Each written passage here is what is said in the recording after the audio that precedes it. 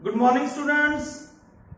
तो बेटे आज हम शुरू कर रहे हैं हमारा next topic distance and displacement. Last lecture के अंदर हमने किया था motion of object in 1 dimension, 2 dimension and 3 dimension, और आज हम करेंगे डिस्टेंस एंड डिस्प्लेसमेंट। तो इसमें हम पढ़ेंगे what is distance, what are the characteristics of distance, what is displacement, what are the characteristics of displacement। तो शुरू करते हैं हम what is distance और path length। एक वर्ड यहां पे path length भी बोला जा सकता है और distance। path length और distance दोनों एक ही चीज है। डिस्प्लेसमेंट जो है वो path length से या फिर distance से थोड़ा सा अलग है। दोनों का मतलब ही डिस्टेंस या डिस्प्लेसमेंट, दोनों का मतलब ही दूरी होता है, दोनों का मतलब ही सेपरेशन है, बट कंसेप्ट जो है डिस्टेंस का और डिस्प्लेसमेंट का उनके अंदर थोड़ा सा डिफरेंस है। तो आज हम देखेंगे कि जो डिस्टेंस है वो क्या चीज है, डिस्प्लेसमेंट है वो क्या चीज है, और डिस्टेंस और डिस्प्लेसमेंट में क्या फर्क है। तो शुरू करते हैं बेटे हम path length और distance। The path length of an object in motion in a given time is the actual distance covered by the body। जो distance होता है, जो path length होता है, that is actual path covered by the body। Body ने actual के अंदर कितना पाथ कवर किया है उसी को हम कहते हैं डिस्टेंस, उसी को हम कहते हैं पाथ लेंथ।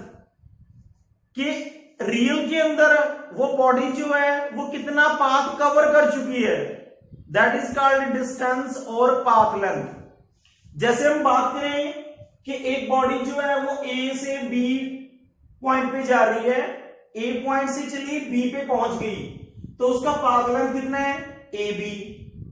इसी तरह अगर एक बॉडी ए से चलती है, पहले बी पे जाती है, बी से वो सी पे जाती है, तो उसका टोटल पाथ लेंथ, उसका टोटल डिस्टेंस कितना हो गया, A B plus B C. इसी तरह अगर कोई बॉडी पहले ए से बी जाती है, बी से सी जाती है और सी से दोबारा ए जाती है, तो उसका जो पाथ लेंथ है, उसकी जो टोटल डिस्टेंस है, that is A B plus B C plus C A. तो इसका मतलब ये हो गया कि जो ऑब्जेक्ट मूव कर रहा है उसने एक्चुअल में कितना पाथ कवर किया है, उसी को हम कहते हैं पाथ लेंथ और उसी को ही हम कहते हैं distance. Path length is the actual distance covered by the body, so it has only magnitude. जो पाथ लेंथ होता है उसका सिर्फ मैग्नीट्यूड होता है, उसकी कोई स्पेसिफिक डायरेक्शन नहीं होती, और ओनली मैग्नीट्यूड होने के कारण जो पाथ लेंथ है, जो डिस्टेंस है, वो स्केलर क्वांटिटी है।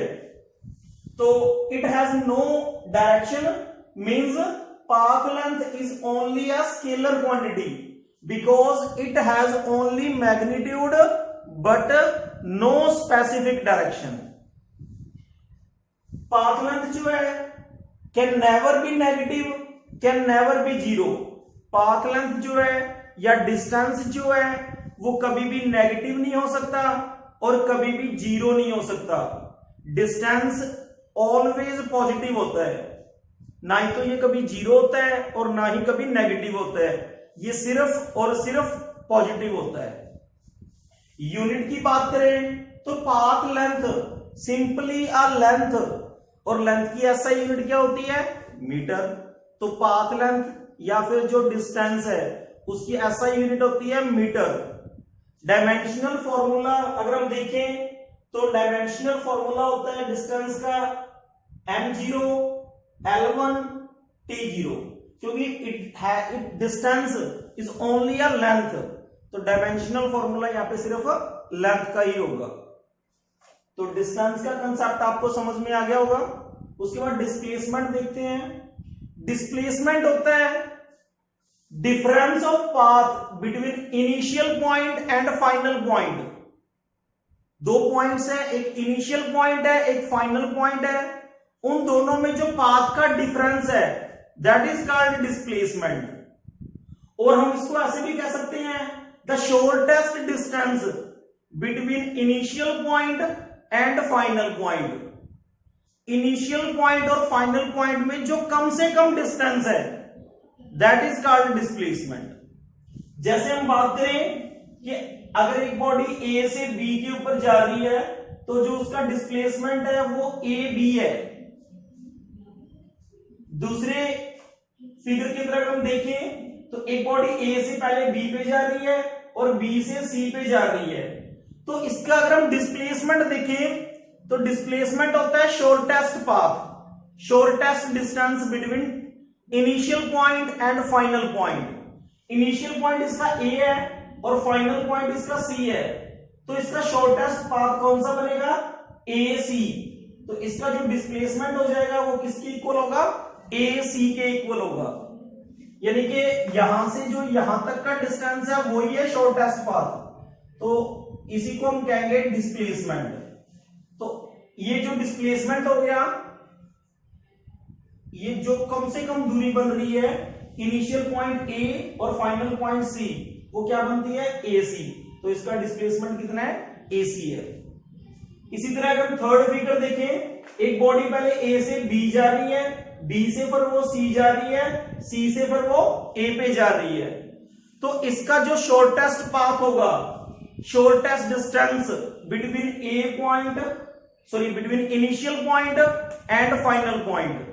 अब बॉडी कहां से चली थी? ए से बी पे गई, बी से सी पे गई और सी से दोबारा ए पे आ गई, तो जहां से बॉडी चली थी दोबारा वहीं पे पहुंच गई, तो उसका इनिशियल पॉइंट और उसका फाइनल पॉइंट दोनों सेम है। There is no difference of path between a point, between initial point and final point, तो इसीलिए इसका डिस्प्लेसमेंट कितना हो जाएगा? 0, क्योंकि जहां से चली है वहीं पहुंच गई बॉडी, तो पाथ का डिफरेंस ही नहीं है, और अगर पाथ का डिफरेंस नहीं है तो डिस्प्लेसमेंट 0। अब हम बात करते हैं कि जो डिस्प्लेसमेंट है वो पॉजिटिव भी हो सकता है, नेगेटिव भी हो सकता है और 0 भी हो सकता है। Positive, negative and 0। Characteristics of displacement अगर हम देखें तो जो डिस्प्लेसमेंट है it is vector quantity, it has magnitude as well as direction. तो इसका मैग्नीट्यूड भी है और डायरेक्शन भी है, so it is vector quantity. Second अगर हम देखें तो ये पॉजिटिव भी हो सकता है, नेगेटिव भी हो सकता है और 0 भी हो सकता है। थर्ड कैरेक्टरिस्टिक की बात करें, ये does not depend upon choice of origin. Choice of origin के ऊपर डिपेंड नहीं करता डिस्प्लेसमेंट कि शुरुआत कहां से हो रही है, इसका कोई मैटर नहीं है। डिस्प्लेसमेंट सिर्फ और सिर्फ क्या है? Difference of path between initial point and final point. अब ये डिपेंड नहीं करता कि जो ओरिजिन है वो हम क्या लेके चल रहे हैं, तो it does not depend upon choice of origin. Fourth property अगर हम देखें तो displacement does not depend upon shape of path. Path किस तरह का पाथ है वो उसके ऊपर डिपेंड नहीं करता।